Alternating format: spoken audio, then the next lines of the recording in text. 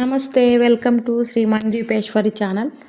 ఈరోజు శనిదేవుని కథల్లో ఇంకొక సంఘటన తెలుసుకుందాము. శనిదేవునికి తైలాభిషేకం ఎందుకు చేయాలి అనే దాని గురించి. ఒకసారి ఏమవుతుందంటే పరమేశ్వరుడు గజాసురునికి వరం ఇస్తాడు. ఆయన తపస్సును మించి ఆయన తన కడుపు ఉదరంలో ఉండేటట్లు శివుడు ఉండిపోతాడనమాట. అలా శివునికి దూరం అయినప్పుడు ఆమె చాలా బాధపడుతుందన్నమాట, పార్వతీమాత. అప్పుడు ఏం చేస్తారు, అందరు దేవతలందరూ మారువేషాలలో వచ్చి ఆవు, కామధేనువు, దూడగా ఇలాగా వచ్చేస్తారనమాట. వచ్చి ఆయన గజాసుని యొక్క కడుపులో నుంచి స్వామిని బయటికి తీసుకొస్తారు. అప్పుడు గజాసుడు చనిపోతాడు. అయ్యా పరమేశ్వర, నేను నీ భక్తుణ్ణి కదా, ఇలా చేశావంటే సకల లోకాలకి నేను పరమేశ్వరుడు అధిపతి కదా, ఆయన నువ్వు దాసేసుకుంటే లోకం అంతా ఏం కావాలి అనేసి చెప్పినప్పుడు, సరే నేను చాలా తప్పు చేశాను, కానీ నేను ఎప్పుడు నీ దగ్గరే ఉండాలి స్వామి అంటాడు. సరే నువ్వు ఎప్పుడు నా దగ్గరే ఉంటావని వరం ఇస్తాడు శివుడు. సరే అని అప్పటికి ఆ సంఘటన జరుగుతుంది. తర్వాత ఇలా పరమేశ్వరుడు తపస్సుకు వెళ్తాడు. తపస్సుకు వెళ్ళినప్పుడు పార్వతీదేవి ఏం చేస్తుంది, స్వామివారి తపస్సు నుంచి వస్తారేమో అనేసి ఆమె అలా అంతా నాకు ఒక పుత్రుడు నాకు తోడు ఉంటే బాగుంటుంది అనేసి తన శరీరానికి రాసుకునే సున్నిపిండిని బొమ్మలాగా చేసి ప్రాణం పోసి గణేష అనే పేరు పెడుతుందన్నమాట. ఆ పుత్రునికి నేను స్నానానికి వెళ్తాను, నువ్వు ఇక్కడే ఉండని చెప్తాడు. గణేశుడు జననం అన్నమాట అది. సరే అమ్మ అని చెప్పి అప్పుడు పరమేశ్వరుడు వస్తాడు. లోపలికి వెళ్తుంటే ఆగు, ఇక్కడికి వెళ్ళకూడదు, అమ్మ ఆజ్ఞ అంటాడు అనమాట. నన్నే ధిక్కరిస్తావా అని చెప్పి అప్పుడు యుద్ధం జరుగుతుంది కదా. కానీ అంతకుముందు ఏం జరుగుతుంది, శనిదేవుడు వచ్చేసి అక్కడ ఆ గజానునికి తన దృష్టిని పెడతాడనమాట.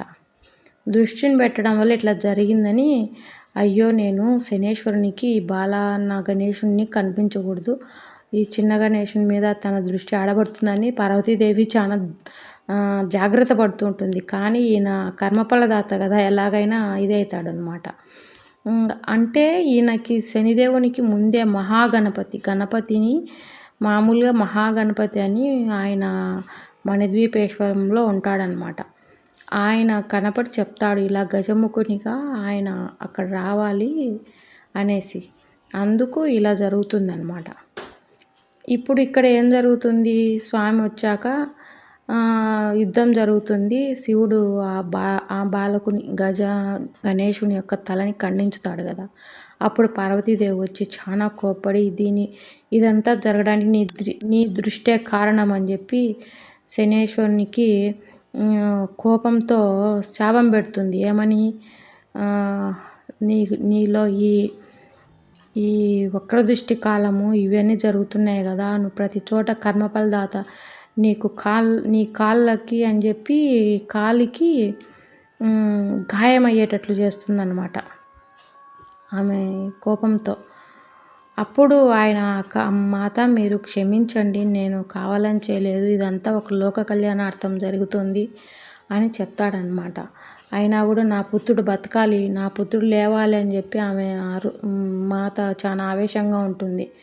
అప్పుడు వెళ్ళేసి గజానుని యొక్క తల తెచ్చి పెడతారనమాట. ఈ తలనా అని చెప్పి బాధపడుతుంది అనమాట.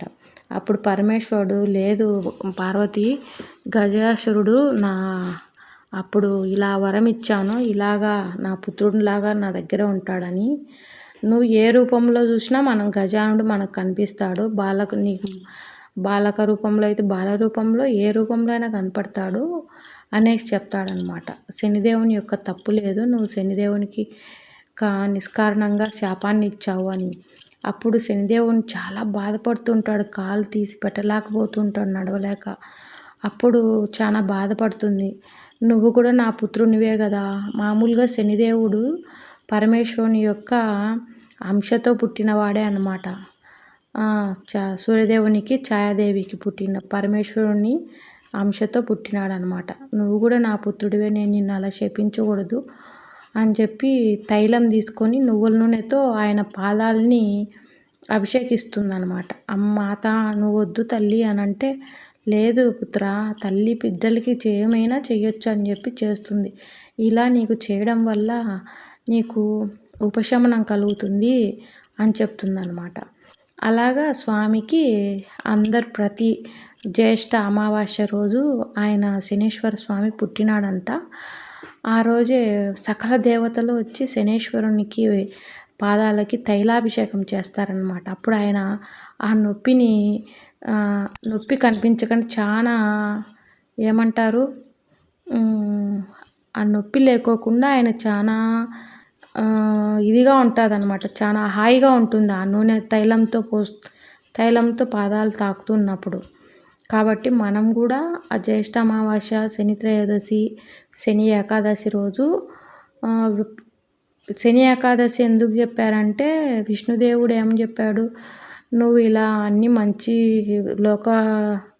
లోకానికి చెందిన మంచి కార్యాలు చేస్తున్నావు కాబట్టి శనివారం అంటే నాకు చాలా ఇష్టమైన రోజు ఏకాదశి. ఆ రోజే నీకు కూడా నాకు ఎలా పూజలు జరుగుతాయి నీకు కూడా అలాగే జరుగుతాయి శనిదేవ అని వరాన్ని ఇస్తాడనమాట.